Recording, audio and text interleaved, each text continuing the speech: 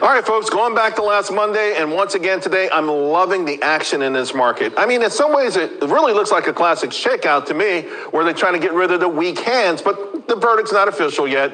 People are buying the dip, and they are, yes, selling the rip, and everyone mostly watching from the sidelines who's not involved there.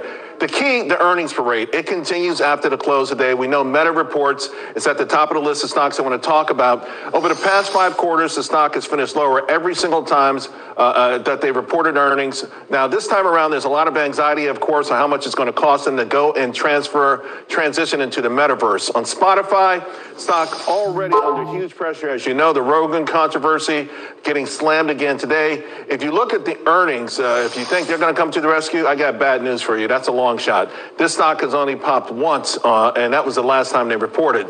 Now there are 8 analysts, however. There used to only be 3. That might make a difference. And one name I do want you to watch is Qualcomm.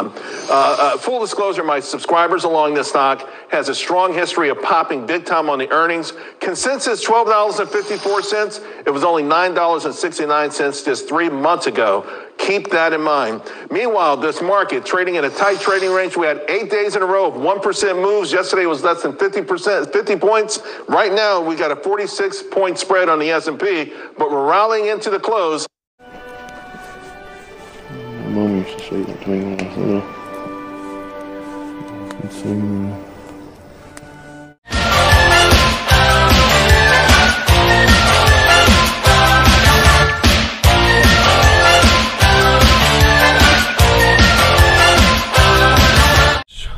Orange, you glad it's fall?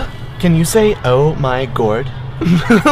Yeah? Like the caption, warming up my body and my soul? Oh, take it. Did you get it? Okay.